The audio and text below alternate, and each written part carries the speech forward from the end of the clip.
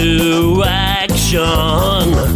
I can't get no call to action, but I try, and I try, and I try, and I try. Hello and welcome to Call to Action, the go-to podcast for anyone trying to make sense of the world of marketing, business and beyond. In an industry that is a minefield of utter bollocks, we aim to capture our heroes and allies from the front line to have a chinwag with. It's like Pokemon Go, with the single but vital exception that it's not a short-term bandwagon of shite. It's brought to you by Gasp, and I'm Giles Edwards. Today I've caught Mark Denton. If the rickety house of advertising suddenly caught on fire and the creative community could only save one treasured item, it would most likely be Mr. Mark Denton. Too creative to be contained by any one discipline and too consistently brilliant to be called a dabbler, Mark has poured his unique imagination into everything from designing clothes and furniture to directing more than 500 ads, scooping up more rewards than you can fit into a haunted laundrette.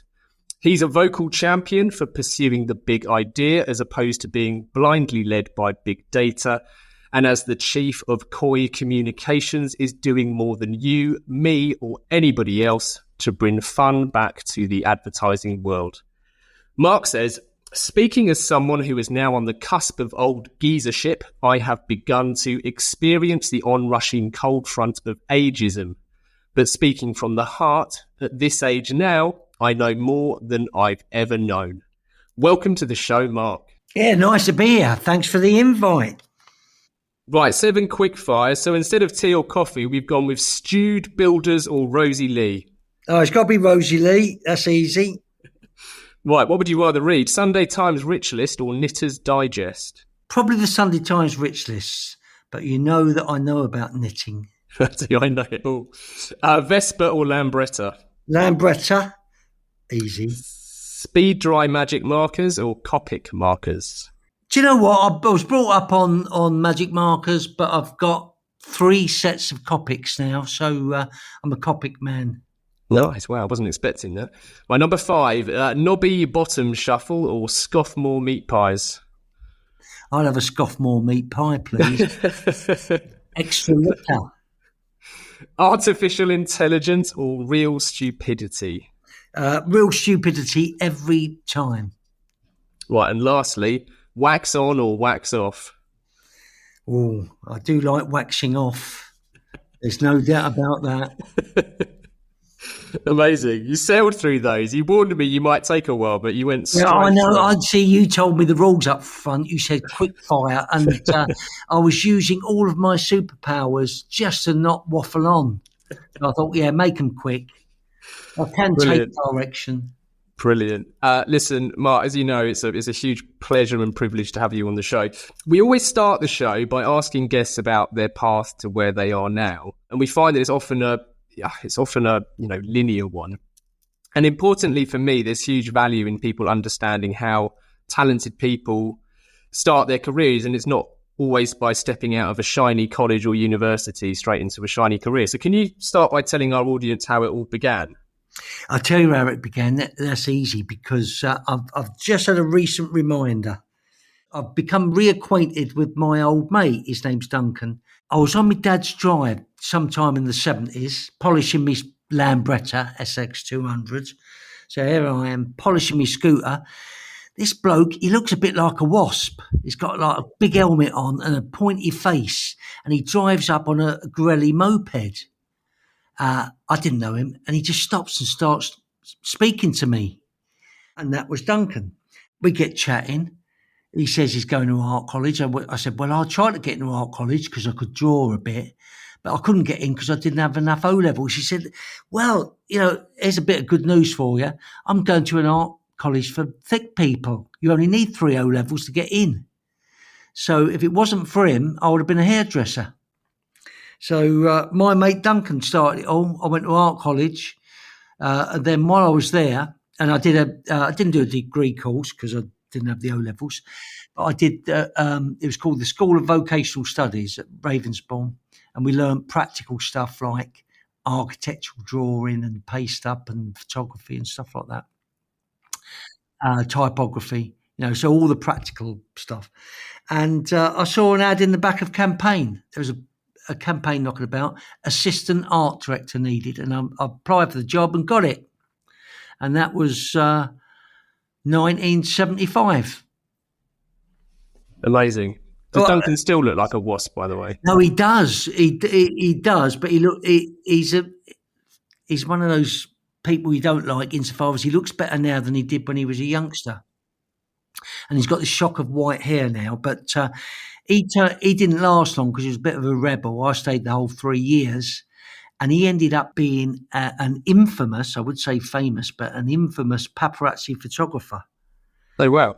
But now we're trying to get a documentary off the ground about, chipping in with the fact that I haven't got a bloody clue how to get a documentary off the ground, but we're looking at that, trying to get a documentary off the ground about Duncan and his exploits. Where did I start? It was easy. It was by meeting this bloke who just introduced himself and started talking, and there was a lesson there. I found out ever since everything good that's ever happened in my career and to me in general has been a result of a conversation. Right. You were a bit of an outlier in your family, right, in pursuing the creative route. Yeah, my old man is a scrap metal man. He's still scrap metal. He ain't got his yard anymore, but he had 2 yards, one and at one point 3 yards, one north of the river somewhere. One, the main one was in Peckham, and he had one in Camberwell. So the whole family were working for him at the scrapyard. And I used to go down there summer holidays because it was good. It was good insofar as you got 30 quid a week, loading lorries and generally pissballing about with scrap. But I didn't like it. It was dirty. I liked the money. I just didn't like the getting acid burns from the batteries and not being able to keep my air clean. I was thinking about my quiff then. No wonder it all went a bit blank. I got a bit teary-eyed. So I remember going there. I was down there working in the scrap yard with my quiff, and of course, all of the dirt would stick to the brill cream.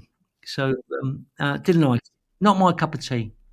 And did you know, so when you had that conversation with Duncan, was the world that followed, was that known to you already, or was it more you were pursuing something because you had a skill at drawing, an artistic skill, and then that led into advertising? I knew how to draw a bit, and I just used to draw for a laugh.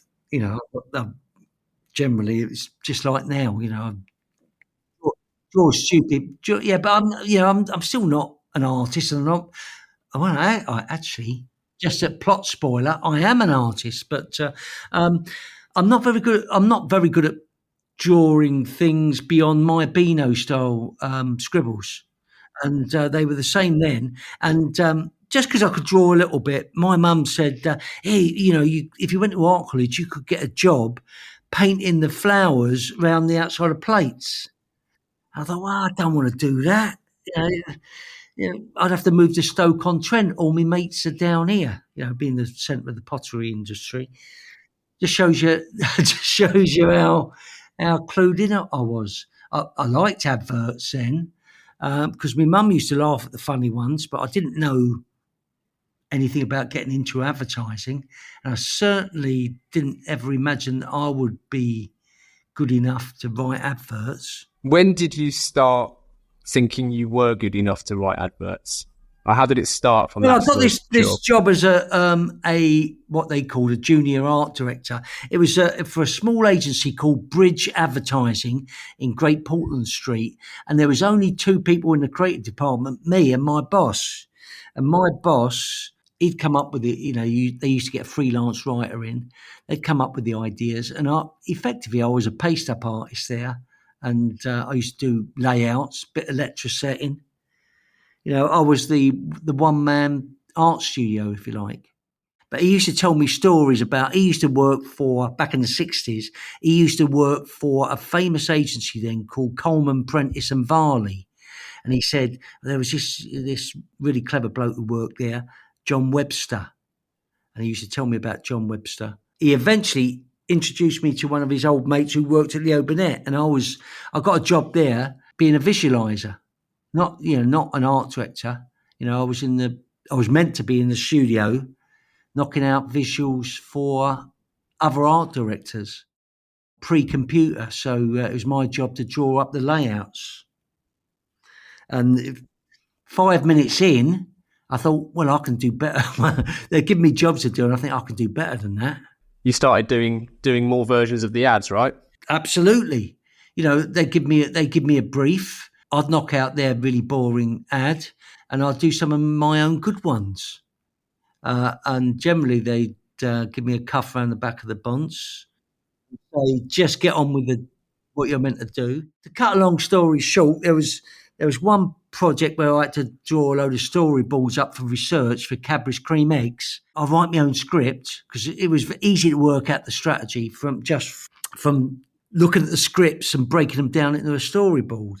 And it was all about being irresistible. I wrote my own script and did the storyboard, snuck it into the pile. The account group saw it. It went in research and it won. And that was my first commercial that I made of a script that I've written. We were watching that. The whole agency watched it yesterday. It's an absolute belter. I'll link to it in this listing actually. So anyone listening, you've tracked it down. The cream eggs ad. Yeah. In the like the old school carriages. Yeah, it's right. Yeah. Well, I haven't got a copy of that. I know that I saw it on the History of Advertising Trust website a little while ago. But I haven't got a copy myself. And that, you can see that started off as one of my cartoony drawings. Amazing. It's interesting. Did you, when you were sneaking your ideas in, did you do it anonymously or was it? Well, my old boss, Norman Ike, my old boss was, and he was the inventor of the milk tray man. I did a talk about him recently. They kind of got the measure of, they knew that I kept chancing my arm, and generally they just put me back in my box. And I did do it without their approval, if you like, or there certainly wasn't a request for me to do it. In fact, Norman has said to me, I'll have a go at a few posters, because he used to throw me a few crumbs, even though there wasn't a brief for a poster. So the client didn't want a poster. He's just trying to keep me happy. And I thought, well, I'm not just doing a poster. I'm going to do a commercial. And I've got to say, him and my other boss, Bob Stannis, they were bloody furious when my one got bought. When my script got bought, they didn't like it at all. They got the right royal ump. Did you damage their ego a little? Well, they were, it's great making commercials. Of course it is. That was their job. That cream eggs brief was theirs. It wasn't mine. But, I was a visualizer and I wanted to be an art director. Inside an agency, it's a blood sport, I suppose, of sorts. If you come up with the idea that's sold, then you've come up with the idea that's sold. I'm sure nowadays, I know a little bit more about how it works nowadays, just because I did an internship recently, but then it was more ruthless, and you might get yourself into trouble by nicking someone else's brief, but also if it all worked out well, you could also get a pat on the head. Yeah. And presumably you were doing them as well as what you were meant to be doing, not instead. Oh yeah, no, I drew up the storyboards, and it went through a first round of, this is boring, but I'm telling you anyway. Went through a first round of research, and my one did bloody well. So they got a really expensive outside storyboard artist to redraw theirs for the second round of research. Generally, I used to draw stuff up when there wasn't a budget to get the sexy artist to do it outside. They got a very expensive storyboard artist. It went back into research, and mine still won. And then, because there were lots of rounds of research, and then they wrote some new script, because they wouldn't have it. They really didn't want me to make mine. And mine was just one of, I did about half a dozen scripts. I could be modest, but they were all good. All of these scripts were good. All of mine did better than theirs. And then they said, right, okay, the research group, they obviously liked your style of of drawing, because mine, even if I say so myself, it's got a naive charm. It may not be that well drawn, but it's got a naive charm. Yeah, that got through because of your style of drawing. They wrote some more scripts for a third round of research. They wrote some more scripts, and they got me to draw their boards up. And then they only put one of mine into the final round of research, and they put about 3 of theirs in, and mine still won, even with my drawing. I've got pictures of us all at the shoot, because they had to come along because I wasn't experienced. They've got very, very, very long faces. It just makes the pictures even better.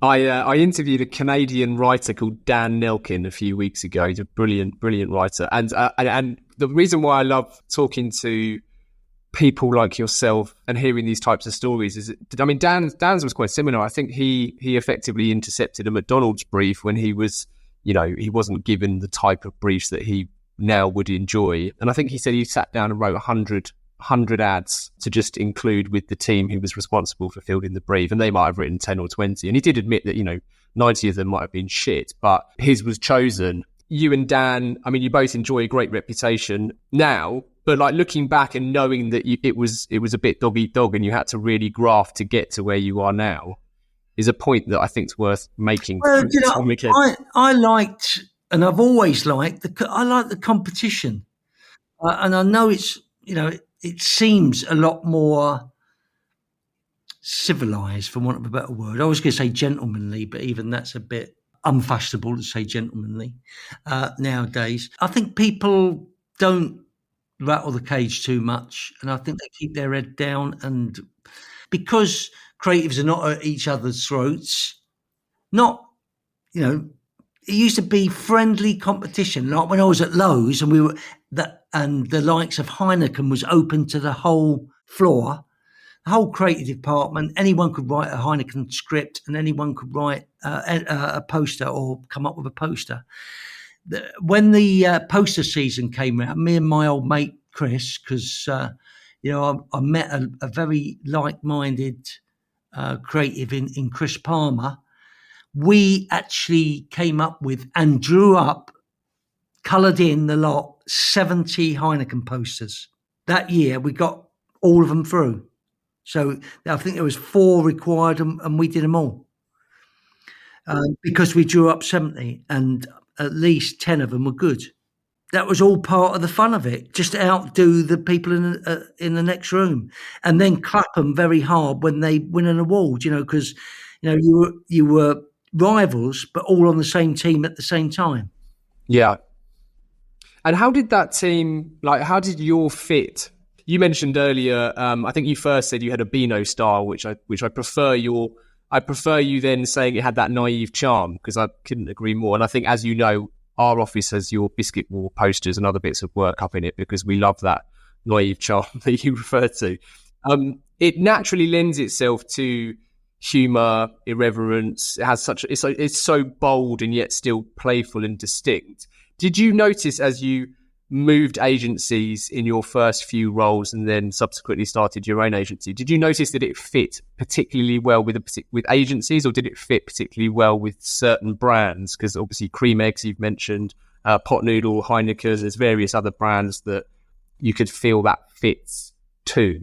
The first, I'm just going to go back a little bit. I'm going to go back a little bit insofar as the Cream Eggs commercial became my passport out of Leo Burnett. And Leo Burnett are a good agency now, but at the time they were unfashionable. Not that they weren't doing lots of really good popular stuff, but it wasn't the sort of stuff that won awards. CDP and BMP cleaned up at the awards back then, and things like Nuts, Whole Hazelnuts and Cream Eggs weren't fashionable. And Leo Burnett definitely wasn't a fashionable agency. Given that it got into the the first thing I ever got into D&AD annual, it was my passport out of there. While we were shooting it, and it was this bloody great, impressive set in Pinewood or Shepperton, one of the two, but it's a massive set. And it was 16th or 17th century street scene.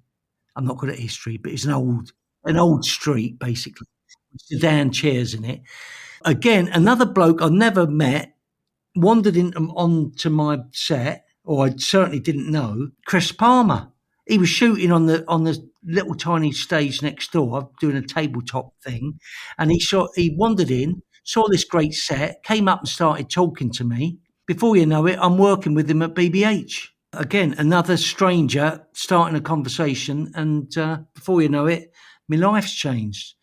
I'm over it, and then I get into BBH, probably the most stylish agency in town. So it was the opposite end. It was more like a Conran catalogue than a Beano.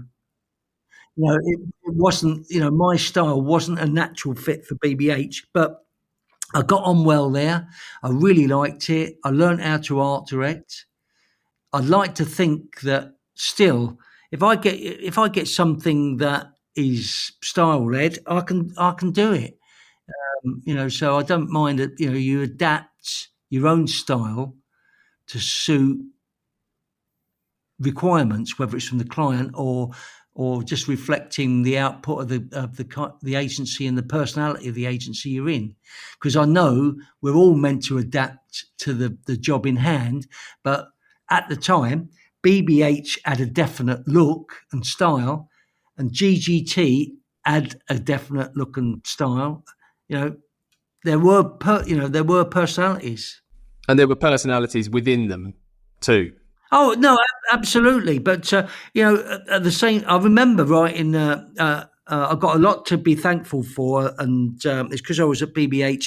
That's where that was my apprenticeship. That's where I really learned how to art direct. So John Egerty, not being happy with a lot of the stuff I did me a big favour, because it just made me want to work. I just wanted to please him. It made me work harder. But we managed to get an Asda campaign out that really was my cartoon style. And Chris had very similar sensibilities, and he was actually pretty good. He could draw better than me, Chris. Yeah. Is that your free range ones? Yeah. So we did a big Asda campaign where we drew the posters up, and then we had our drawings converted into real life models. Pre-CG. We were taking our drawings and going down to the model makers and seeing them come to life. It was bloody great. And that was counter to the look and style of most of the things that came out of BBH at the time. So they kind of embraced a bit of what we were good at. Yeah. One of many things I think I was concerned about in recording with you today is that I was worried if I tried to cover your career to date body of work that I wouldn't be able to do it justice. And I think, I didn't want to invite you onto the podcast to blow smoke, because I think blow away. All right, let's just blow smoke. Yeah, that'll do. But you have relatively recently started to kind of revisit, or at least tread the path of an intern of sorts, starting with your time at St. Luke's. Can I ask, firstly, why you did that, having achieved so much, and also what you hoped, or what you did learn from your first couple of stints? Okay, well, COVID, it threw everyone, didn't it? And the lockdown, especially. See, I'm going to put it out there. I like working, and I like working more than anything. Meeting Chris all those years ago was heaven sent, insofar as he was the same as me, and we really did used to go in on Christmas Day. We did, and Saturday nights, because I'd rather do that than not do it. And back then, certainly when we had our own agency, if we did a scribble on a bit of paper, we had such good salesmen there, in the likes of Cole Johnson, who was the best account man I've ever worked with ever, and he sold everything. So we'd make a mark on a bit of paper. As soon as we were happy, it got made. So it was, it was like better than a holiday. It was a gift to be able to do that. So I've always worked weekends, and it's only when I got married that I've discovered these things called holidays. They really don't appeal to me at all, holidays. And it's just the way that I'm built, and I'm not a martyr, far from it. I'm quite lazy. I only like doing things I like doing. and I won't do things I don't like doing. So I have got an enormous body of work. There's no doubt about it. COVID came along, and it meant I couldn't go into work anymore, because being a director, my main job being a director of TV commercials, I never. I'm so Koi is so small that I could work from home very easily. But I rented an office just around the corner, just so I had somewhere to go to work. It just felt like a discipline. Of course, COVID comes along, lockdown. You're not allowed to go to work anymore. So I had to close that down, and it felt like a couple of years on and off. I've forgotten how long it was. I came out of it, and I was so looking forward to getting out just to start work again. And I was lucky enough to shoot a couple of commercials during lockdown, which was more than a few other directors. So I thought, I can't wait to get back and get busy. What it felt like coming out of lockdown was that all of my network had decided not to come back again. It was like the catalyst for them to decide that it's time to retire. So I had no work, and I was gagging to get busy. Another thing that had happened, I'm stuck in front of the telly during lockdown, and I'm looking at. I changed my habit, which is the same as everyone else. I stopped fast forwarding through the adverts, and I actually watched them. And I thought, why are the adverts not good anymore?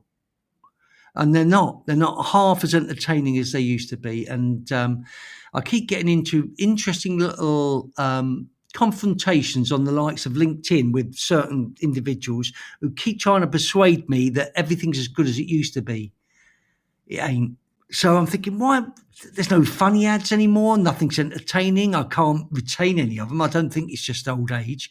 And I thought, what's happening in the world of advertising that is stopping the entertaining stuff getting bought? So I thought, right, okay, I'll just go out on social media and offer my services as an intern. And I thought, if I get inside agencies, then suddenly I'll see how much the system's changed in the last 30 odd years. Have a look under the bonnet. And it has, yeah. Because I was ignorant. I was fully aware that things had changed. The only time that I got into agencies generally was either doing a talk and you've got a captive audience and you don't see the way they work, or it's a pre-production meeting by which time everything's been sold to the client anyway, and you're just going through the process of explaining how you're going to bring it to life. So I needed to be there at the blank sheet of paper stage. And of course, the first thing I found out, they don't have paper anymore. Because I thought again, everyone, buzz. Well, it's not a buzzword, it's buzz phrase, and everyone talks about storytelling. It is a word, isn't it? Storytelling. But it feels like, okay, got it. Storytelling, great, really important. Now give us a few good stories. Most of the people who talk about storytelling couldn't storytell their way out of a wet paper bag. So I'm thinking, right, okay, let's get inside an agency, see if I can have any effect whatsoever. And I thought, given it's all about storytelling, I thought, not only is it a bit of a story that someone who, I was 65 at the time, I'm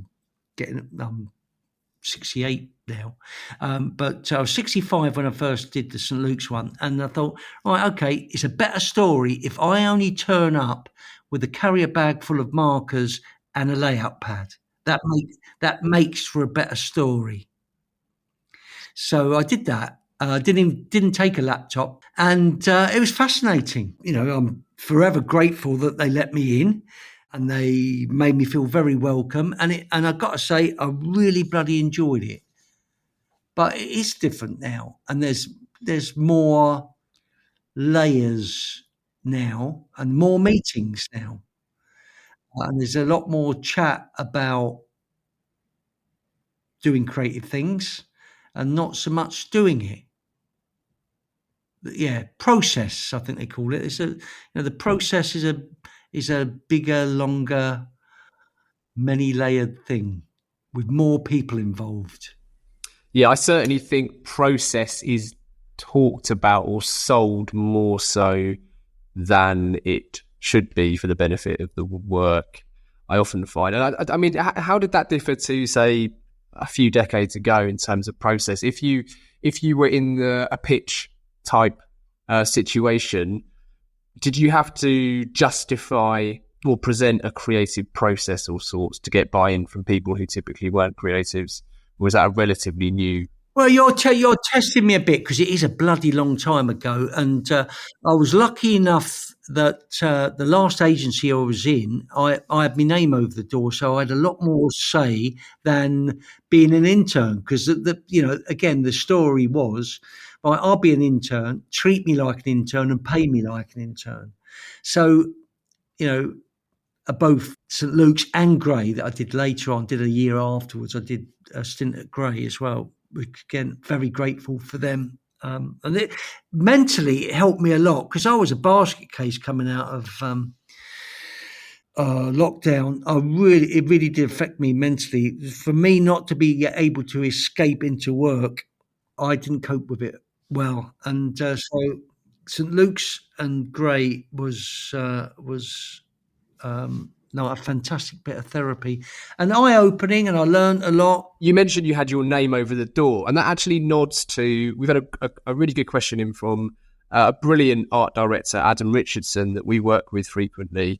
And Adam says, it feels to me like the advertising industry used to celebrate the oddballs, the mavericks and the crazy ones, but that seems to have vanished.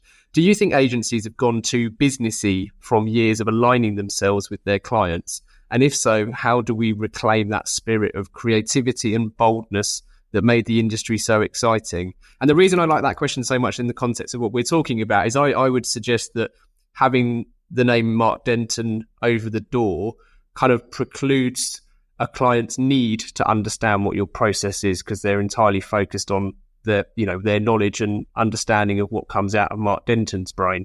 The short answer is yes, and thrice yes. It has got more business-like, and let's, for want of a better word, use a very unpopular word with some clients, quirky. Quirkier characters within advertising have disappeared by and large. And in fact, creative stars generally, Giles, I know that you're a lot younger than me, but when I was young, it's almost like top creatives used to get traded like footballers, and they probably earned about the same amount of money, if not more, in the old days. And you'd see the front page of Campaign, and you'd get a star famous team like Kelly and O'Driscoll or other people that I can't remember. They had names, and they would move around for big money and big cars and big packages. And there was a lot more excitement. There's a lot more showbiz about everything. I'm not an advocate for going back to anything. I think we should go forward to something even more exciting. And clients are being shortchanged now with the process. It feels like that, maybe everyone's got to just accept the fact that I haven't got a bloody clue what I'm talking about. But I'm going to keep talking anyway. But I'm sure a lot of clients may think that they're getting more for their money by the process being miles long, but a shorter process with better creatives being given more freedom would be a lot more cost effective, I think, and you get a lot more money, a lot more bang for your buck, a lot more for your money if you let there be a little bit more entertainment, introduce a little bit more of entertainment back into the industry. And I don't mean entertainment in a self-indulgent sort of way. I mean entertainment so the punters actually notice what you're doing. Because at the moment, I think most of the communication I see I'm on my phone as much as the average teenage girl. I'm not just some old git parked in front of Murder, She Wrote on an R or Columbo. Underrated Columbo. Yeah, even though I do like Columbo. I love Columbo. Yeah, you don't have to work too hard, do you? You know who's done it already. There's not a lot of brain power involved. Dumb writing by very clever people, to quote you. You're right. I don't want to go back to the past, but where's the entertainment? Where's the stuff? Where's the sticky stuff that people were going to remember? Because I'm online a lot of the time, having a nose about, even if you tortured me, I couldn't tell you one big campaign I've ever seen, ever. I'm not the average. I'm a doom scroller, but nothing sticks with me, advertising wise. Nothing at all. And you kind of, I'm assaulted by ads on Facebook, same as everyone else. You tune them out. It's like the baby crying. I can tune that out, and I can tune the ads out in a way that whatever you offered me, I couldn't tell you one ad I've seen in the last week on Facebook, for instance. Time, weather, and... We interrupt this podcast to announce that we will never interrupt this podcast with ads. Ads that awkwardly nudge you to contact the pod's host, Giles Edwards.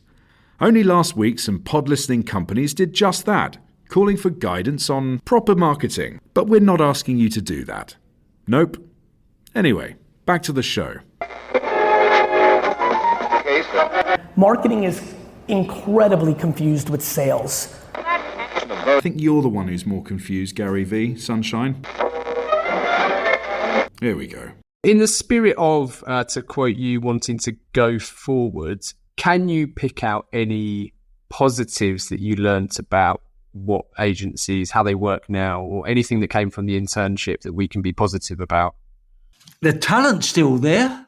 Lovely people, lots of really excited creatives generally. I find that in the business, because I still see loads of students. I still talk to loads of people, and I go and do my talks in various agencies. So, but there's a big difference. Massive generalisation. No particular agency I'm talking about here. This is a massive generalisation, but this is what I've found, because I do like a chat. When I'm talking to young creatives, and that's anyone who's under 40, is young to me. When I'm talking to creatives, they enthusiastically tell me about their own creative projects that they're up to. They generally don't enthusiastically tell me about the ad that they're working on. And that is the major difference, because as a creative, we used to be given enough, and we used to make enough for, to be completely satisfied from a creative point of view, and fulfilled, and not feel the need to rush down to the shed and get busy on a personal project.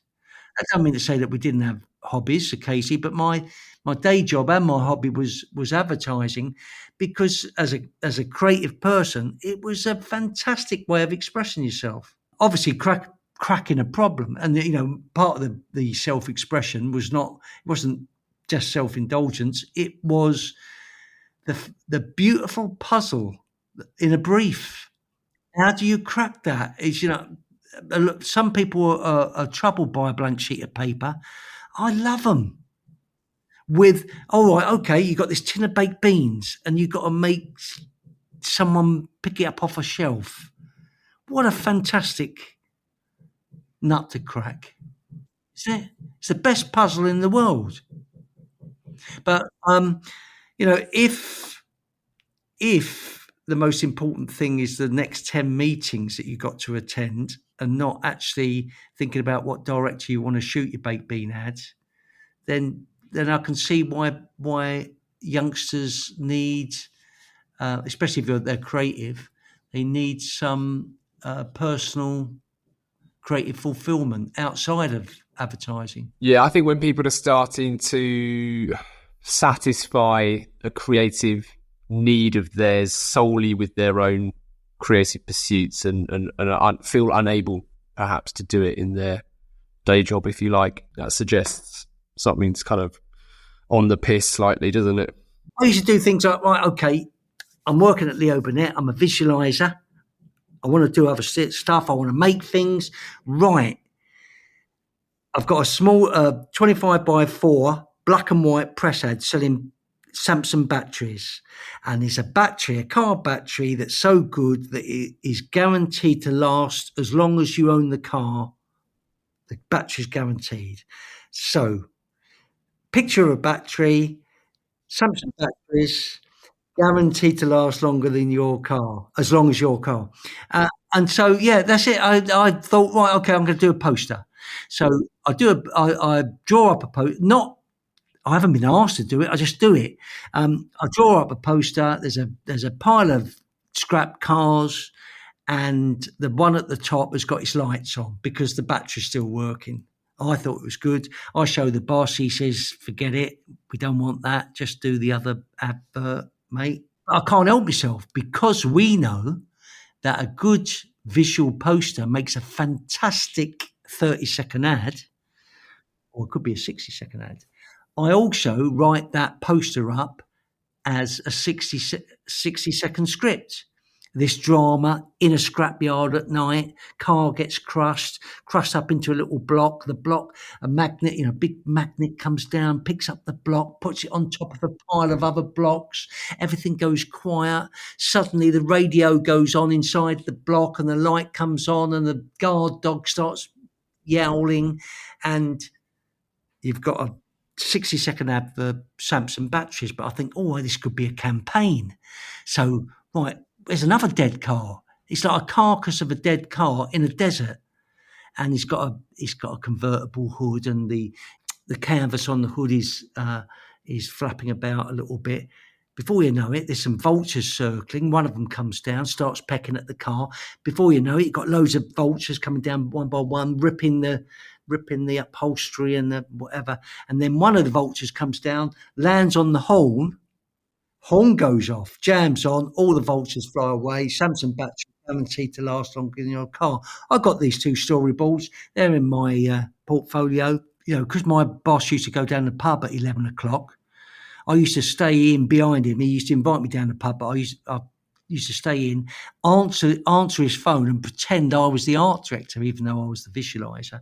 So I used to see producers and photographers and look through their portfolio and pretend I was an art director and say, oh yeah, very good, but I haven't got any jobs on at the moment, but I've got this concept here. Do you want to shoot it? So before you know it, I'm talking to photographers and they're shooting my concepts that haven't been bought because the boss don't know about them. And before you know it, I've one of our biggest award-winning clients at Simons Palmer, Denton, Clemo and Johnson was Samsung batteries, because I got both of those scripts shot as pilots for new directors. There's no budget. I just got them shot, and then we approached Samsung. See, when your focus is advertising, you can make stuff like that happen. I got a reputation for writing pilots for people. Chris Palmer as well, because he loved, he was so like-minded. That's why we got on so well. That he loved that process. We got a reputation for shooting pilots with new directors and then winning lots of awards. We a pop promo duo turn up, Vaughan and Anthea, never shot a commercial before. Said what we write as a pilot. We write them some for BT after Simon Clemo writes a brief for BT after we go down and say, yeah, who do we want as a client? We didn't know BT. We shoot these commercials with Vaughan and Anthea. What I didn't know is Anthea told me only a few years ago they mortgaged their flat for 40 grand to shoot these. Them some scripts. They said, oh, can we shoot these two? He said, yeah, and they mortgaged their flat to shoot them. Anyway, what felt like only about a few months, we've got 10 million quid worth of BT business. See, when you've got creatives who want to do stuff like that and not go down the shed and do their own thing, then suddenly exciting happenstances occur. And I think there's less possibility for creatively led, exciting happenstances to occur nowadays. Maybe I'm wrong. No, I think I couldn't agree more, to be honest. Do you think that approach or an enthusiasm rubbed off on some of the lesser experienced or younger creatives that you worked alongside during your internships? I don't know. I think they saw me as a bit of a novelty. I didn't have a queue around me table saying, Mark, please give me the pearls of your wisdom. what was great was, it just helps keep you level-headed, I suppose. Most of them didn't know who I was. Just not somewhat, I don't know. This is what it was like when I was young. I don't know what it was like if you was a clubber, but we used to go down the discos back in the 70s, and every now and then I'd be there knocking out the moves out on the dance floor, and every now and then what looked like someone about 30 would turn up, and you think, what are they doing here? And I think maybe the creatives were looking at me like that. I don't know.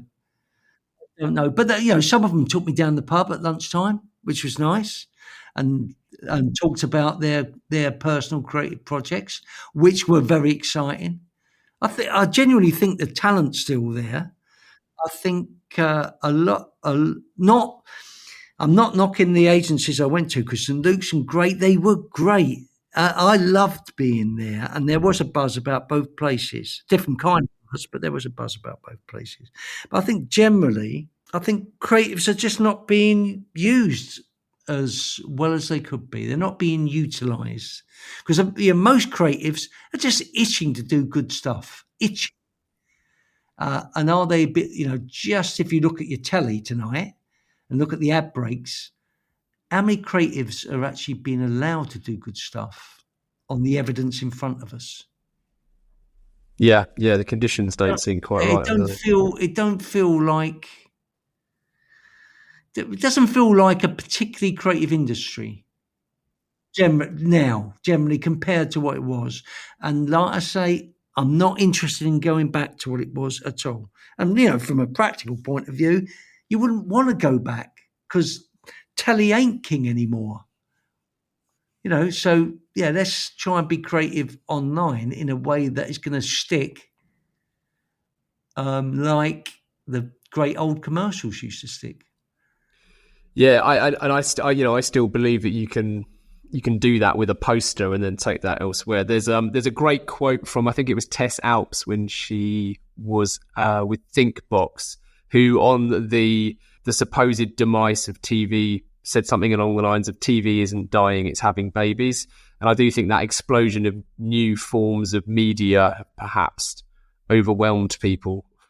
Yeah, but talking as an old git, I find it genuinely exciting. The tools that we've got now, because it was making those Samson Batches commercials was a big deal.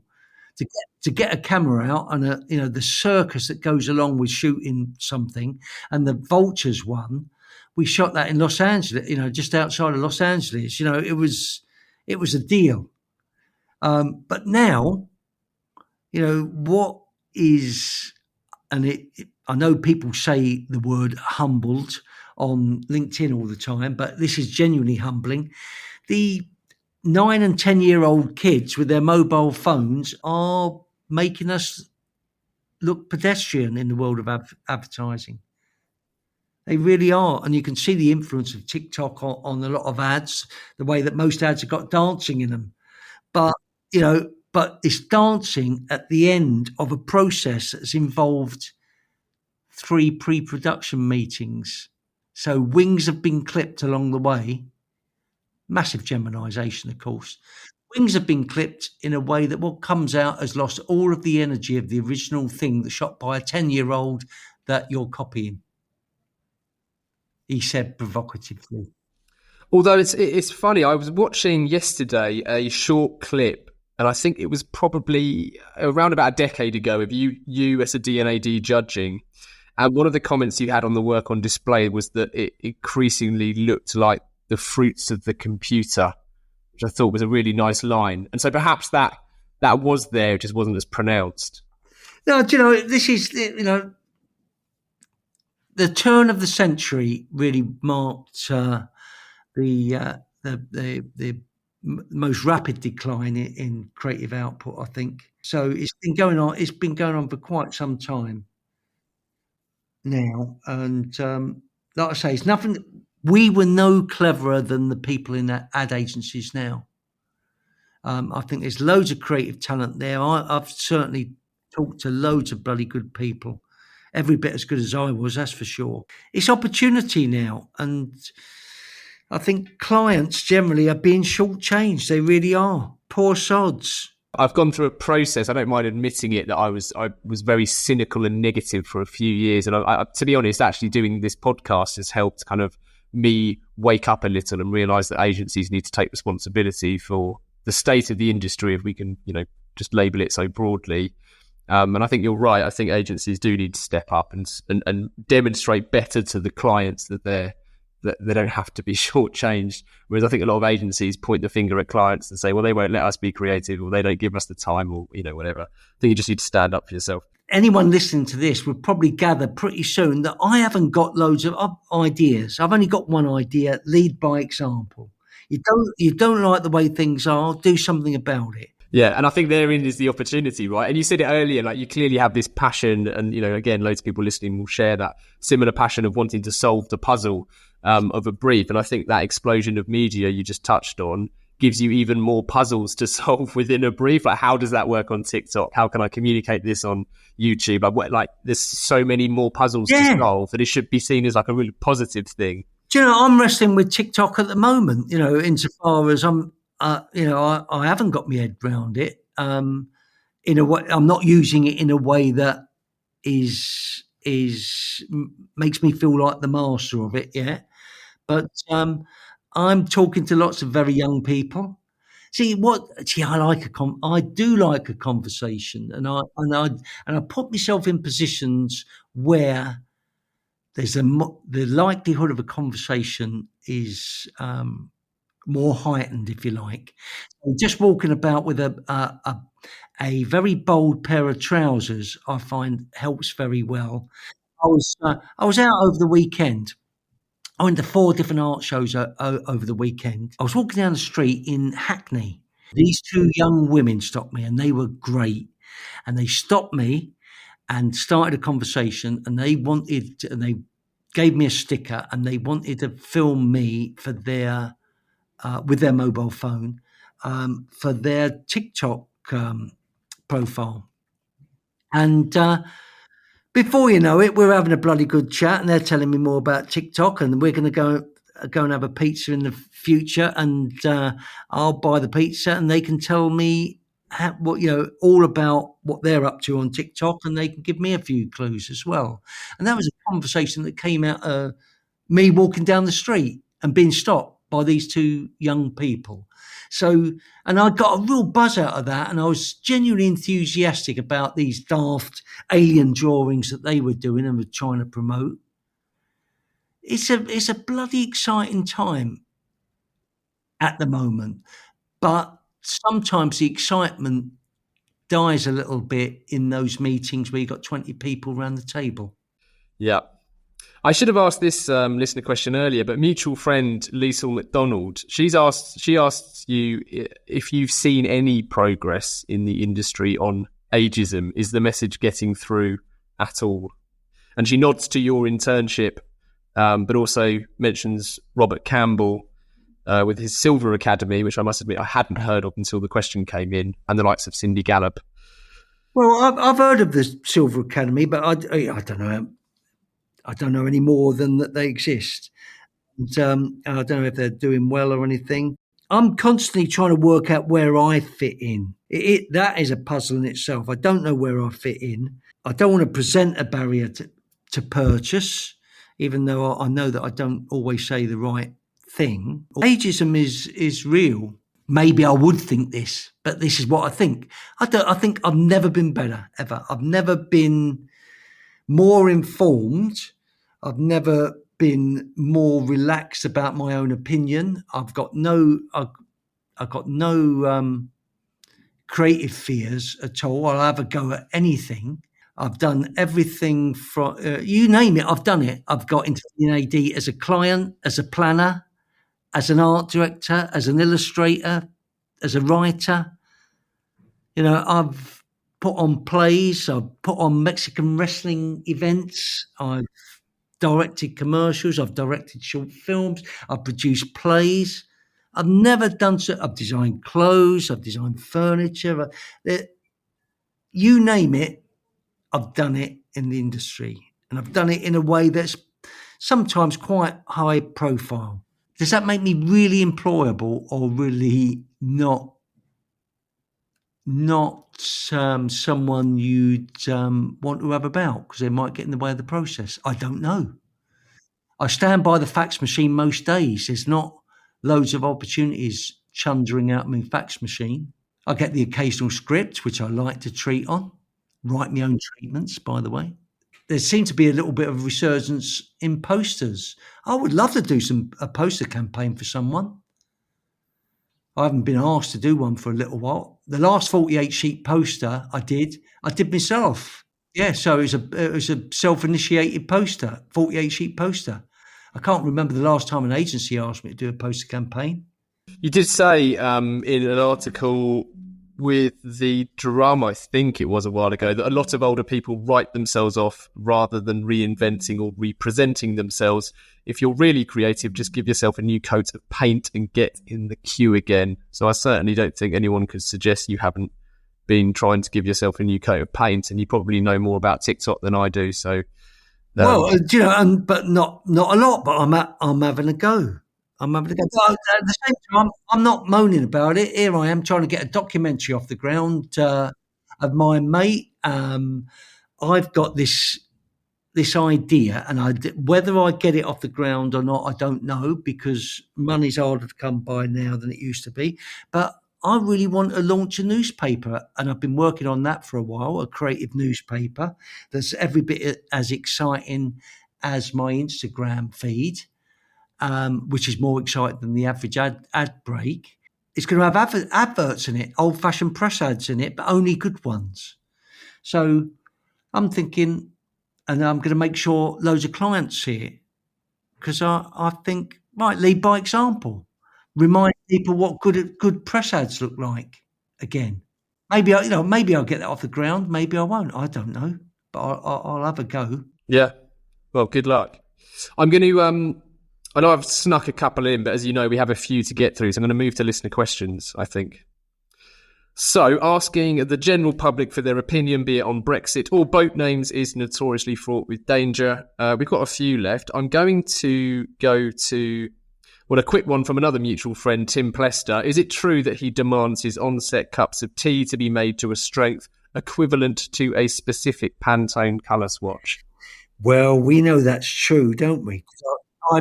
I printed my own colour swatch because, the one thing about I've got just to put everything into context, got fired from my own agency, did very well, but got fired from my own agency. And then I thought, what should I do while I'm trying to work out what I want to do?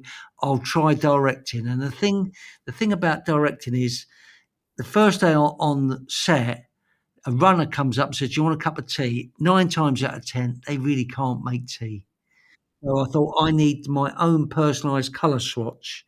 So Tim knows that I like Rosie Lee. He does. He does know. Again, another one from Adam, who asked the earlier question. He says, my all-time favourite ad came from your agency. Michael Jordan 1, Isaac Newton 0. When an ad like that was still a scamp on your agency wall, did you just know? Or was it ever the case that the reaction took you by surprise? Look, we knew it was good, but we never knew it was going to be one of those ads that ended up. It's been in so many books on how to do advertising, and people still talk about it now. That's 35 years old. How old is that? I still get requests now from people, have you got a proof? So again, for whoever that really silly sausage on LinkedIn who keeps saying advertising is as good now as it used to be, you show me the campaign that's running now where someone's going to be requesting proofs in 35 years' time. I thought it was good. I never knew it was that good. Yeah. Okay. And then the final question I'm going to put to you from a listener is from another brilliant writer, and the oddest of oddballs around, Andrew Bolton.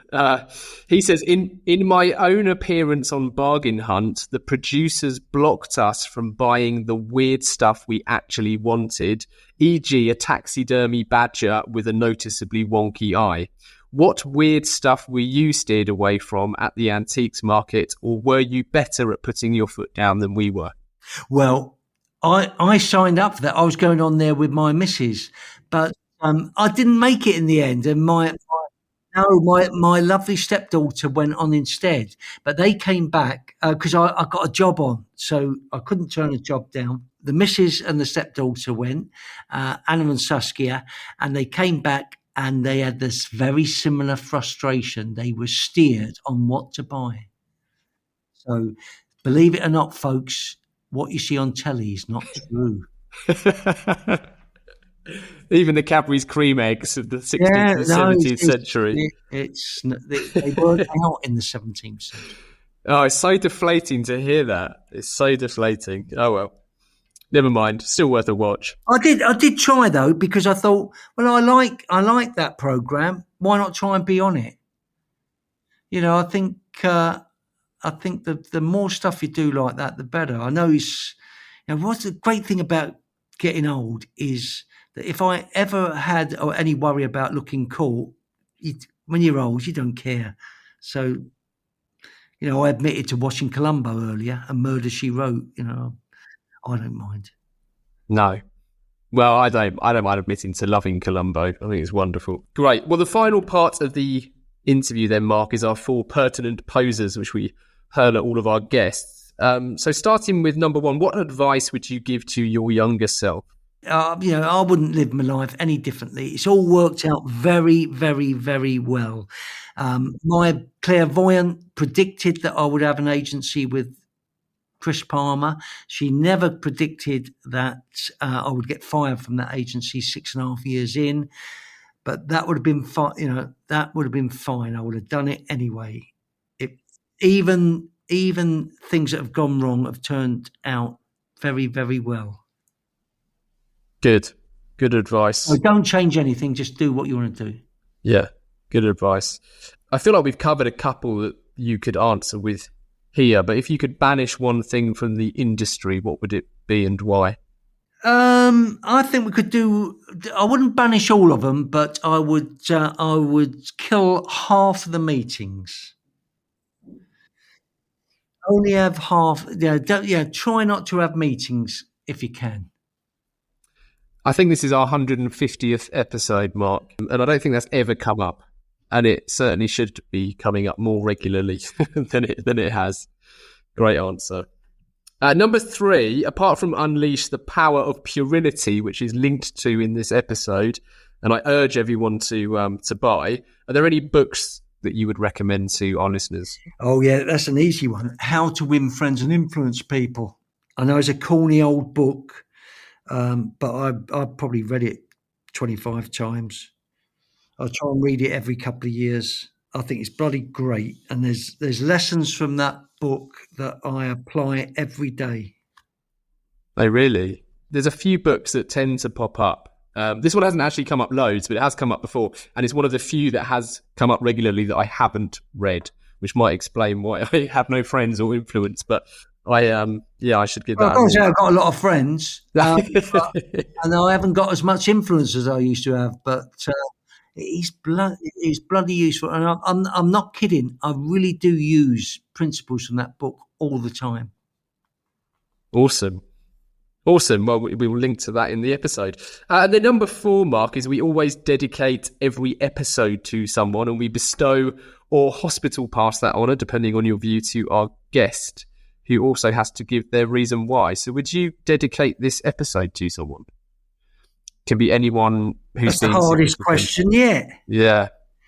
Well, I'm going to dedicate it to a dead person. My old boss, Norman Ike, who used to bugger off at 11 o'clock and leave me manning his phone. Inventor of the milk tray man. Look up Nutshole Hazelnuts. He did that campaign as well. He was a funny sod, and he probably he's probably the most influential creative person ever in my career. Amazing. Thank you, Mark. Well, this episode is very proudly dedicated to Norman Ike. I'm particularly pleased because I actually read a fair bit about Norman in the research for today, but I didn't have an opportunity to bring him up. So it's a perfect way to end the show. Thank you.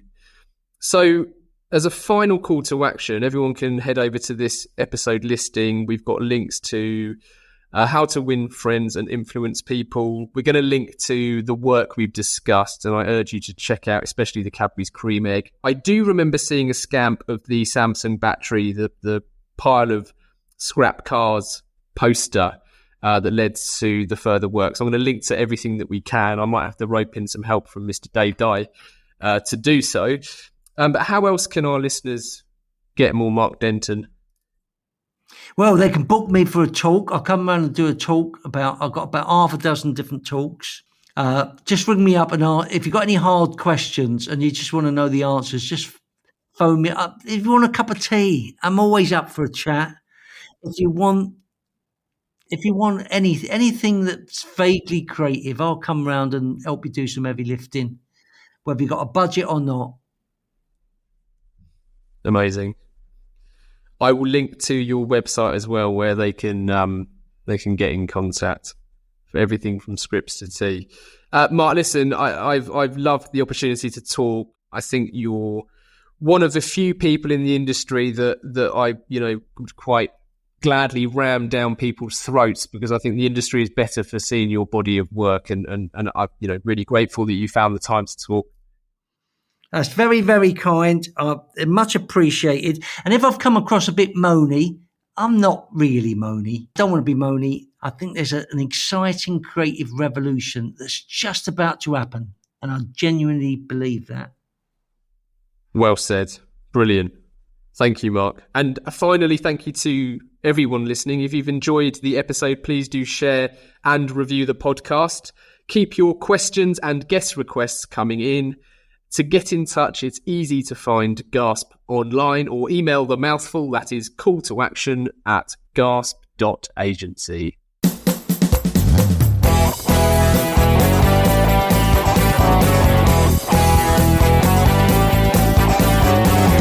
I can't get no call to action. I can't get no call to action, but I try, and I try, and I try.